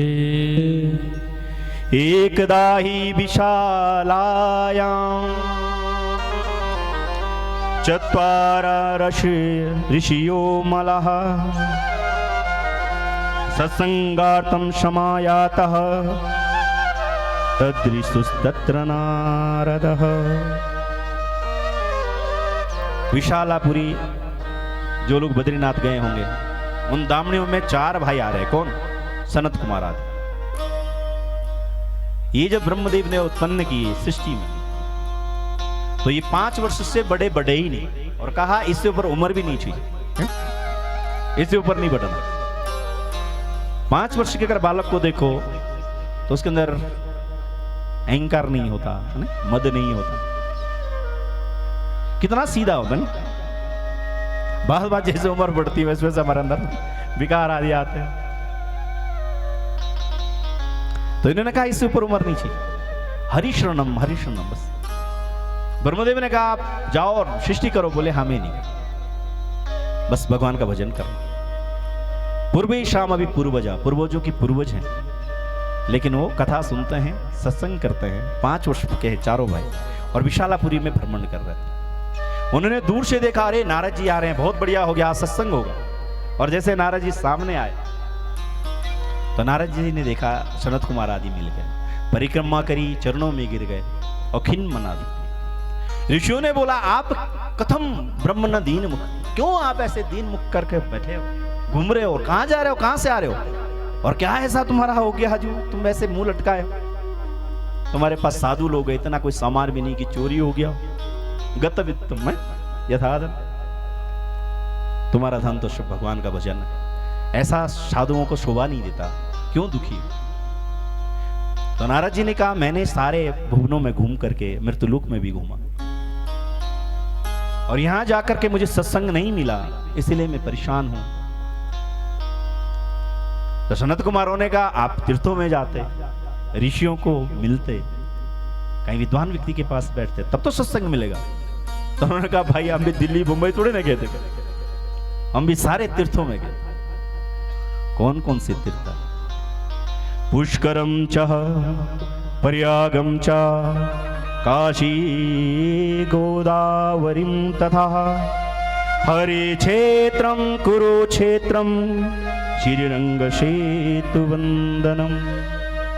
प्रभु मैं हर जगह गया, लेकिन मुझे कहीं भी सत्संग लाभ नहीं मिला, और हमारा जो जीवन है वो सत्संग से बना है, और सत्संग न मिले तो हमारा तो प्राण है सत्संग है। प्रभु जब मैं सारी जगह घूमा, परेशान था, तो मैं वृंदावन की भूमि पर पहुंचा, और वहां मैंने एक चीज देखी, एक सुंदर सी स्त्री है, उसके साथ 4-5 स्त्रियां और बैठी हैं, और ये सब रो रही। तो हमने सोचा थोड़ा चले जाएं उनके पास, तो फिर हमें लगा स्त्री बामा स्वभाव है, स्त्रियों का स्वभाव होता है ना, कभी ना पति जो एक, उसी समय आंखों में आंसू, मेरे पति और धारा नहीं आती, पड़ता है जहां अरे बाबा तुम नौकरी लगी है, और उसी से परिवर्तन होता। तो कहा कि मैं इसीलिए नहीं गया कि स्त्री स्वभाव है, अभी रो रहे हैं, पता नहीं मैं जाऊं, कुछ और प्रोग्राम चल रहा हो कुछ प्रश्न। तो मैं जैसे ही जा रहा था, तो उन्होंने कहा भो भो साधु क्षणम तिष्ठा, ए साधु रुक जाओ, और मैं पहचान गई तुम नारद हो ना। हे प्रभु मां चिंता अपनी नाशय, मेरी चिंता का आप जो कुछ उपाय। और जब उसने मुझे बुलाया और कहने लगी ध्रुव प्रहलाद को भी आपने ऐसे मंत्र दिए कि उनका जीवन धन्य हो गया, तो मैं भी दुखी हूं, परेशान हूं, मेरी चिंता को दूर कर। तो मैंने पूछा क्या हुआ है और कौन हो? तो कहा हम भक्ति रीति क्या था, मैं भक्ति हूं, और कलयुग के प्रभाव से मैं बूढ़ी हो गई थी, और घूमते घूमते जैसे मैं वृंदावन की भूमि में आई, तो यहाँ तरणी नवा, यहाँ मैं तो जवान हो गई, लेकिन मेरे जो 2 पुत्र हैं, ज्ञान वैराग्य नामान, ज्ञान है और एक वैराग्य, ये दोनों बूढ़े हैं, और मेरे चिंता का कारण है कि मैं जवान और मेरे दोनों पुत्र बूढ़े, इनके लिए कोई उपाय करो, इन्हें जवान करो।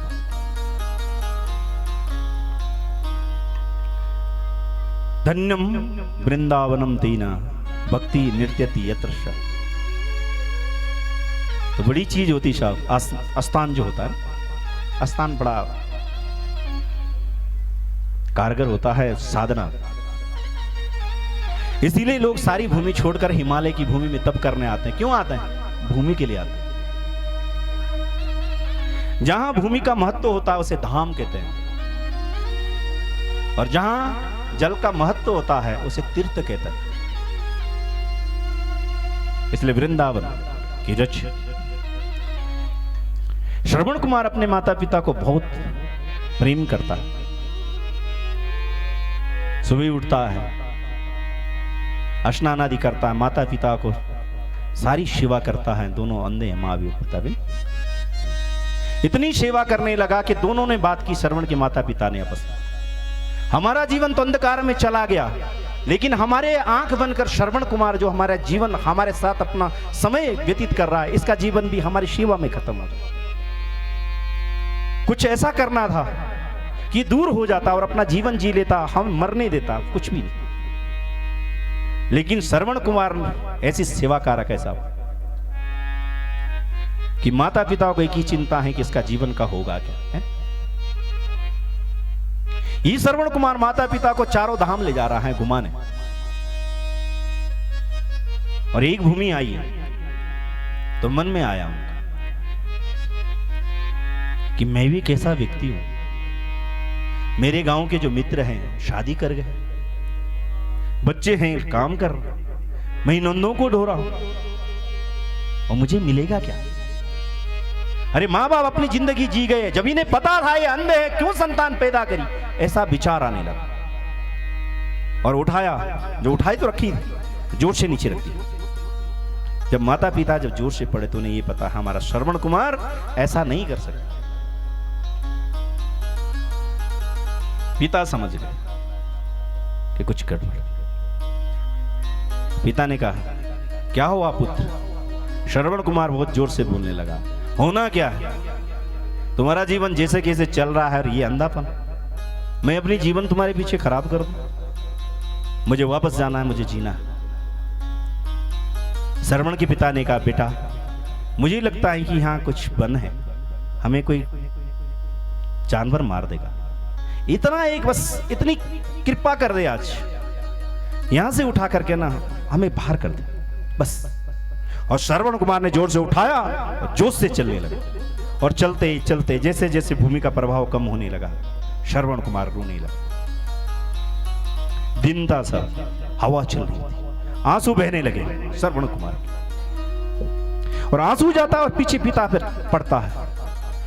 पिता समझ गए कि मेरा श्रवण कुमार रो रहा है। मां को देखते हुए और रोने लगा, मां आ गई थी। फिर पिता की याद आई, घुमा दी टुलकी, पिता को आगे किया, फिर रोने लगा, क्या अपराध किया। आंसू आते फिर मां पे भी गिरते कुछ। मां को भी लगा कुछ मौसम खराब हो या कुछ ऐसा। रोते रोते जैसे भूमि से बाहर निकला, श्रवण कुमार ने नीचे रखी पालकी और माता और पिता के चरणों में पड़ गया, रोने लगा।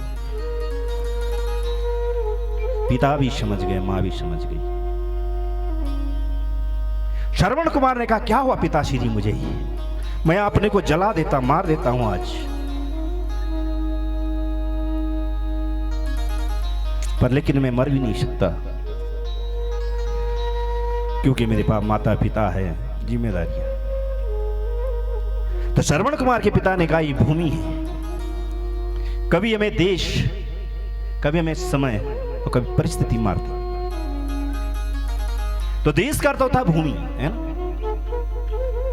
कभी भूमि का भी जो प्रभाव हमारे ऊपर पड़ता है, गंभीर नाद मृदंग नाद धवके ब्रह्मांड मन, सत्यम शिवम सुंदरम, और शांति भी शिव को कहा गया। लेकिन वो जब वृंदावन की भूमि में गया ना, तो गोपेश्वर बना, नाचने लगा। वो क्या था? भूमि का प्रभाव। तो देश और कभी काल, समय होता था। कभी जुबान से सरस्वती निकल जाते हो ना, बड़ो आए छोटी सी बात ऐसी गालियां देते हैं कि मतलब जीवन भर तक एक दूसरे में बेमनुष्य हो जाते हैं। और कभी परिस्थितियां, आदमी इतना घिरा हुआ होता है, प्रेम से बात करना चाहता है लेकिन वो नहीं कर पाता परिस्थितियों से, तो इसके प्रभाव भी पड़ते। तो आज हम कैसी भूमि पे हैं? आज हम राजकेंद्र जी और उनके साथ सभी लोग जो आए 5 गांव, हम अंदर बैठे थे, तो शायद मन में भी लोगों का था होगा कि चलो हम वापस आज सोमेश्वर देवता क्या क्या से रुक। तो मैंने कहा ये बहुत धन्य है, जो भी आपको कष्ट होगा, ये भूमि छोटी नहीं है। कैसी भूमि? मृच्छकंडो नाम के कृषि, सब कुछ उसके घर में संपन्न, वेद वेदांग का ज्ञानी है। उनका एक पुत्र, उनके वहां पुत्र नहीं था। सुमेरु में उपासना करी और भगवान शिव ने वरदान दिया कि वैसे तेरे भाग्य में तो है नहीं, लेकिन 8 वर्ष तक एक बालक होगा, इतना ही रहेगा तो बच्चों का प्रेम देख लेना और उसके बाद वो शिवलोक आ जाएगा। बोले प्रभु, न होने से बढ़िया तो कम से कम पता तो चले कि पुत्र होता कैसे। 1 साल हुआ, पुत्र धराधाम पे आ गए। अगले साल उसका जन्मदिन पर बहुत पूजन किया, वर्ष फल लगाए। फिर दूसरे साल का जन्मदिन आया और जब 7वां जन्मदिन पूज रहे थे, सब ध्यान भी बुलाई, जो भी थे सब बुलाए, हर्ष उल्लास के साथ करने लगे। तो मृच्छकंडू ऋषि आंखों में आंसू आ गए और वहां दूर निकला एक वृक्ष था, वृक्ष के नीचे बैठ गए और रोने लगे। मार्कंडेय ने देखा इतने सारे लोग, मेरे पिता कहाँ हैं? मृच्छकंडू जी तो भागते हुए आए और वृक्ष पर देखा पिता रो रहे, गोदी में बैठ गए और पिता ने आलिंगन किया बच्चे को और रोने लगा। मार्कंडेय जी जो उनके पुत्र हैं वो भी रोने लगा। पिता ने जैसे कैसे अपने आंसू पहुंच दिए। और ये याद रखना, घर में माँ जी तो कई बार रो जाती है ना, यो छोरो नहीं करे में कहे नोड़। पिता रोता नहीं, लेकिन बहुत रोता है, दिखाता नहीं आंसू, बहुत ज्यादा पिता रोता, पर आंसू दिखते नहीं। लेकिन आज मृच्छकंडू इसीलिए रो रहा है कि अंतिम इसका जन्मदिन मना रहे हैं, अगले साल अष्टम वर्ष होगा।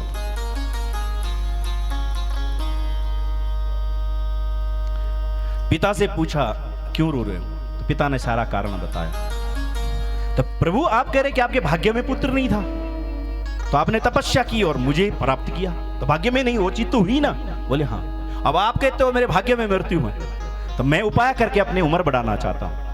मृच्छकंडू ने कहा मैं भी तो कर सकता था ये सब, लेकिन बार बार मांगना, पहले बोलो गाड़ी दो तो गाड़ी दी जजमान, फिर बोला तेल के लिए भी पैसे दो, अब इसको खड़ी करने के लिए जगह दो, तो बार बार ठीक नहीं होता नहीं। तो बोले मैं तो नहीं मांगता, लेकिन तू मांगना चाहता है, तो मैं तुझे कहता हूं मार्कंडेय स्थान पर जा, तेरा हो वही जगह नहीं।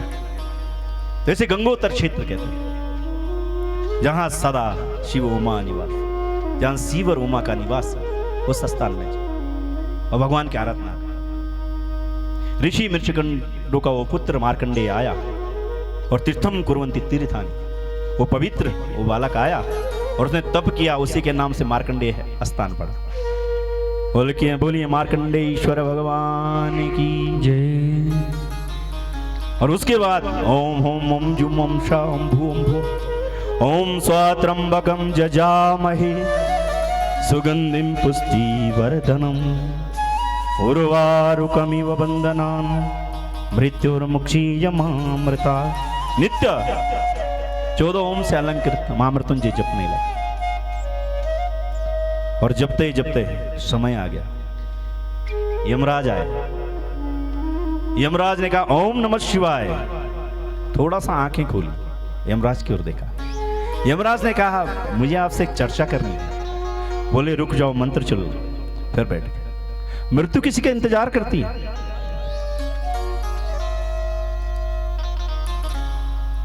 लेकिन मार्कंडेय के लिए इंतजार किया। यमराज इंतजार करने लगे। यम ने कहा बहुत समय हो गया। फिर बोला ओम नमः शिवाय। फिर मृच्छकंडू को पुत्र मार्कंडेय ने आंखें खोली। बोले थोड़ा रुक जाओ ना, पूरा होने। फिर रुका।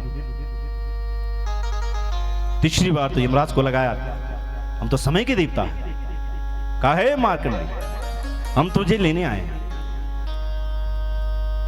मार्कंडेय जी ने आंखें खोली।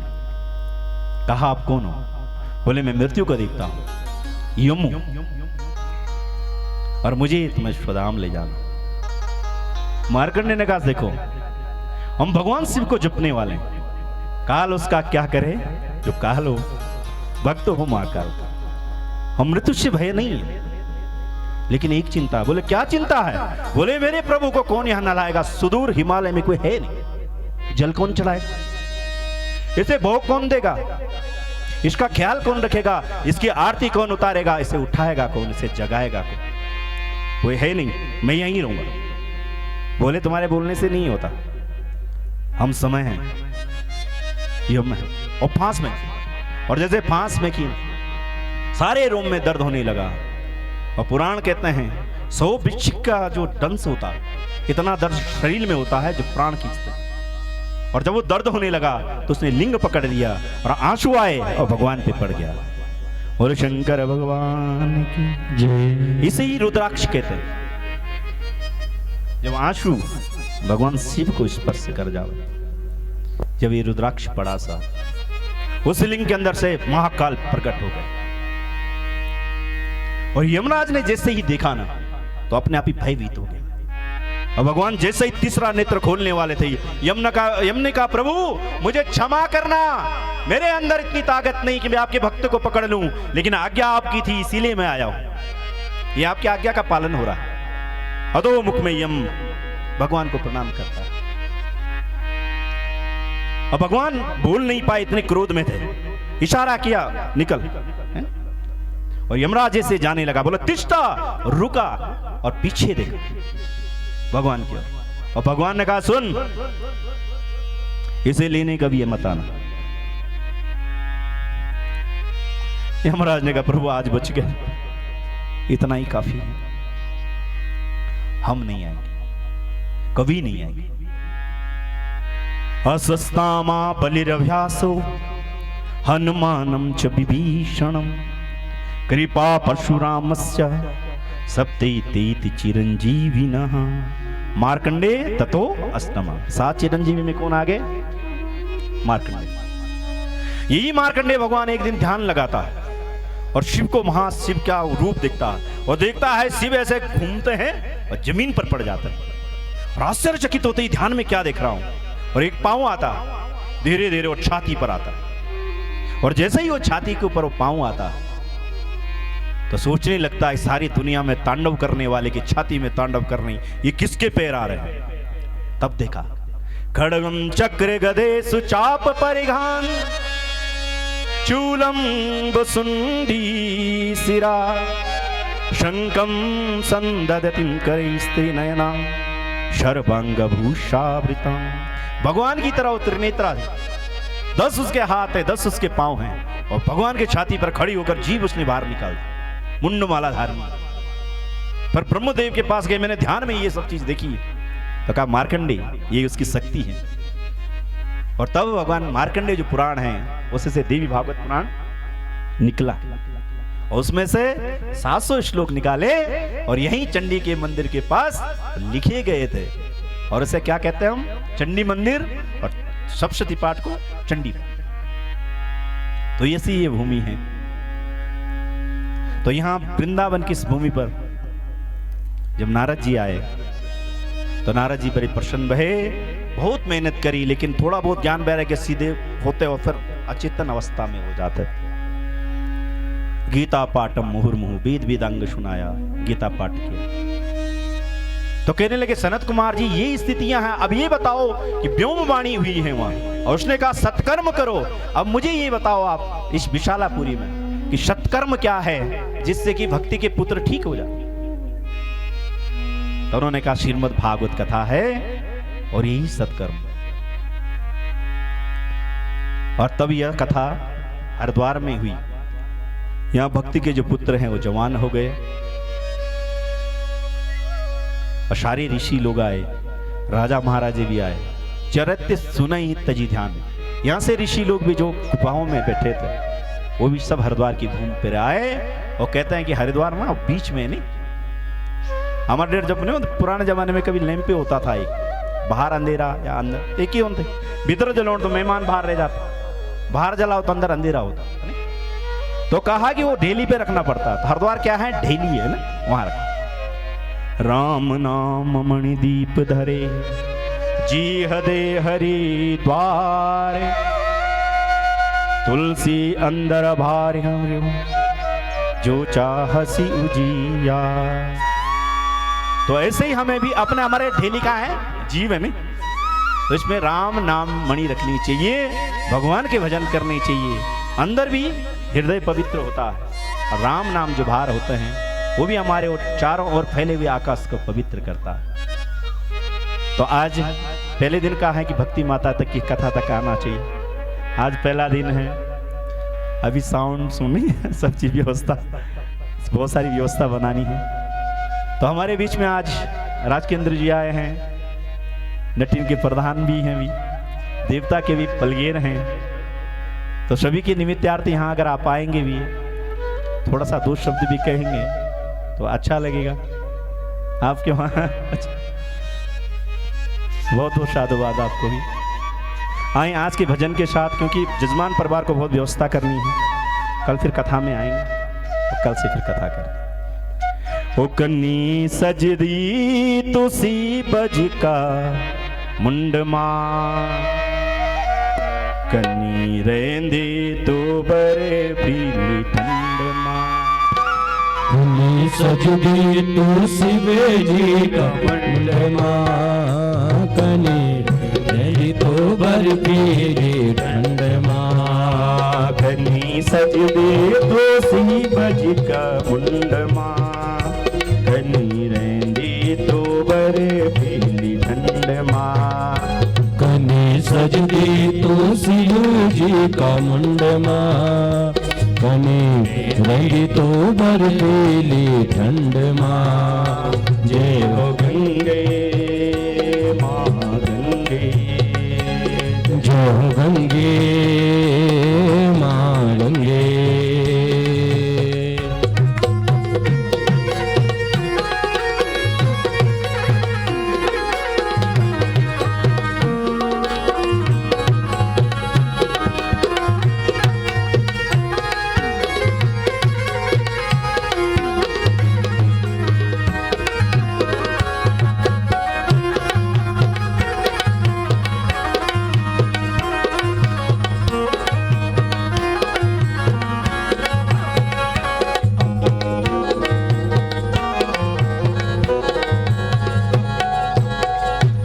मुख बटी ना कनी दो भगणी, गोमुख बटी न कनी भाजनी।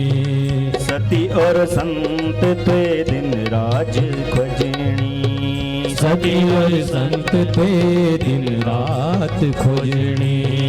सती और संत ते दिन रात खोजनी, सती और संत ते दिन रात खोजनी। भक्तों की रक्षा दुष्टों नहीं दंड मां, भक्तों की रक्षा दुष्टों ते दंड मां। कनी रहने तो बरे पीली ठंड मां, कनी रहने तो बरे ठंड मां। जय हो गंगे माँ गंगे, ओ जय हो गंगे माँ गंगे, जय हो गंगे माँ गंगे, जय हो गंगे माँ गंगे। जय हो।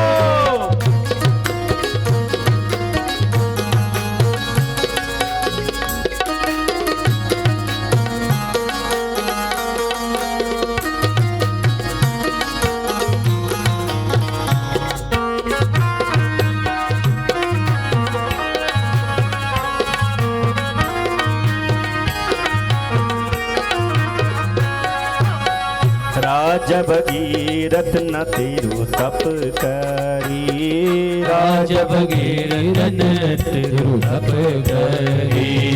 पुरखा त्यों कमाते ना तारी, पुरखा त्यों कमाते ना तारी। पुरखा त्यों कमाते ना तारी, पुरखा त्यों कमाते ना तारी। वो तेरी कृपा से खोली मेरो कंठ मां, वो तेरी कृपा से खोली मेरो कंठ मां। कनी नदी तू बरी पीली ठंड मां कनी रेंदी तू बर्फीली ठंड मां। जय हो गंगे मां गंगे, ओ जय हो गंगे मां गंगे।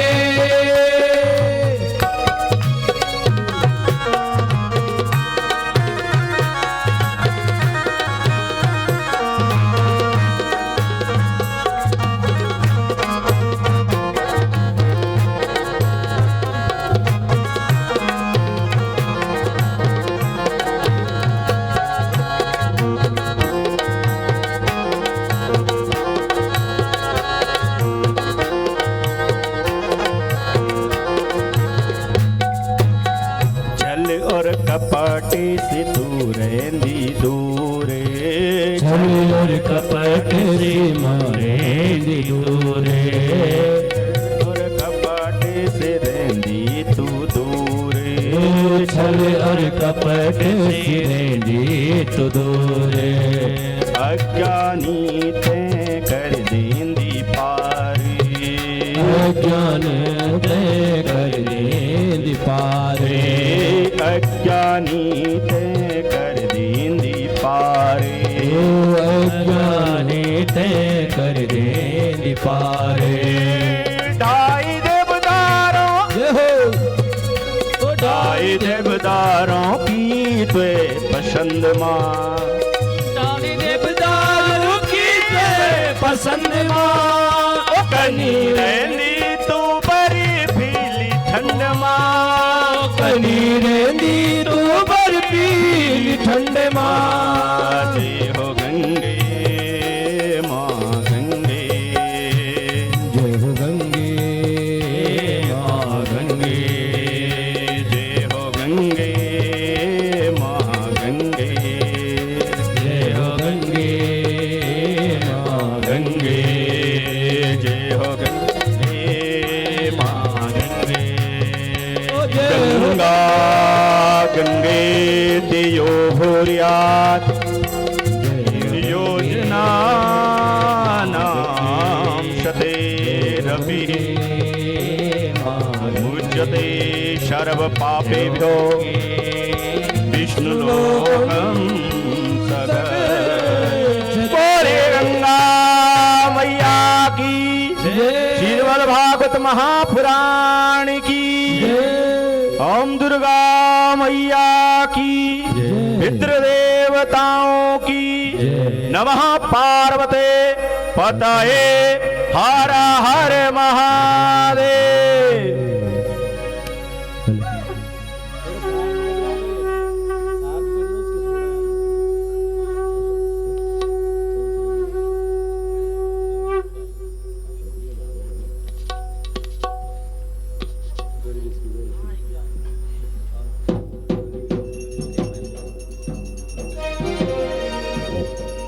ओम इदगुं गविः प्रजननं मे सुदसवीरगुं सर्वगणगुं स्वस्ति प्रजासनि पशुसनि लोकसन्न्यभयसनि अग्निः प्रजां बहुलां मे करोतन्नाभयोरितो अस्मासुधत्।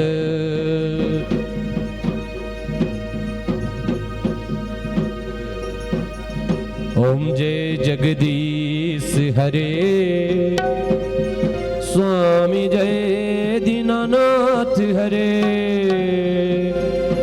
भक्त जनों के संकट, दास जनों के अवगुण, बंसरी वाला दूर करे। ओम जय जगदीश हरे। जो ध्यावे फल पावे, दुख बिनसे मन का। स्वामी दुख बिनसे मन का। सुख संपत्ति घर आवे, श्याम सुंदरे घर आवे। कष्ट मिटे तन का। ओम जय जगदीश हरे। मात पिता तुम मेरे, शरण गऊं मैं किसकी। स्वामी शरण पड़ू मैं किसकी। तुम बिन दूजा, प्रभु बिन और न दूजा। आस करूं मैं जिसकी। ओम जय जगदीश हरे।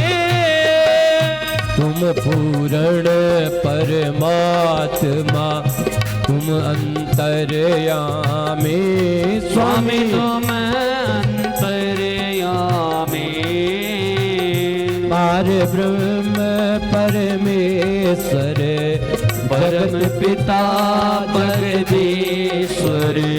तुम सबके स्वामी। ओम जय जगदीश हरे।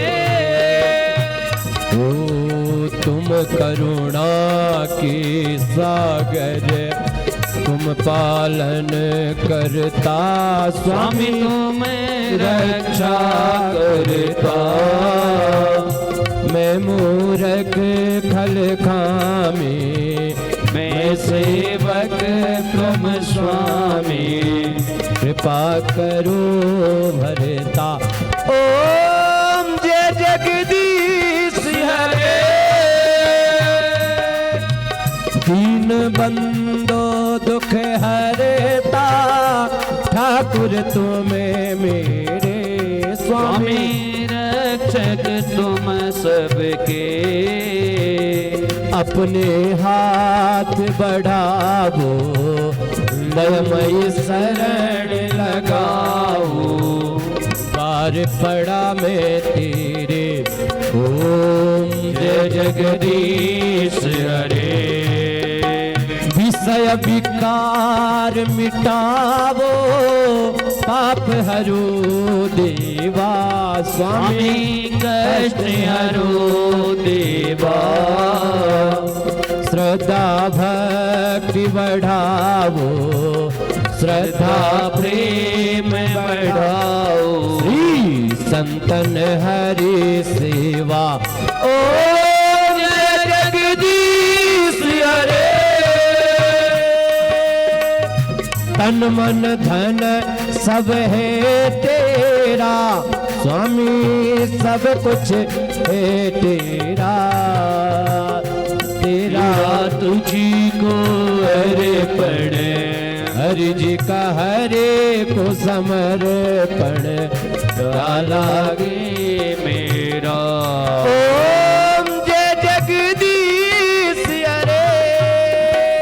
ओम जय जी की आरती, जो कोई नर गावे स्वामी, प्रेम सहित गावे। भाव और श्रद्धा के कारण, भाव और भक्ति के कारण मन वांछित फल पावे। ओम जय जगदीश हरे। ओम जय जगदीश हरे स्वामी। जय दीनानाथ हरे स्वामी। जय जय राधे श्याम हरे। भक्त जनों के संकट, दास जनों के अवगुण, बंसरी वाला दूर करे। ओम जय जगदीश हरे। ओम जय गंगे माता मैया, जय यमुने माता।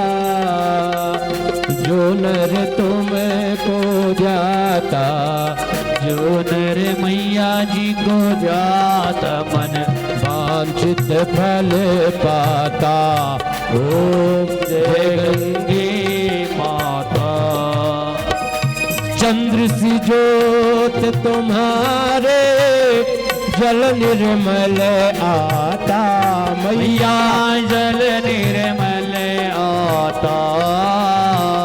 शरण पड़े जो तेरी माँ, द्वार खड़ी जो तेरी, सोनर तर जाता।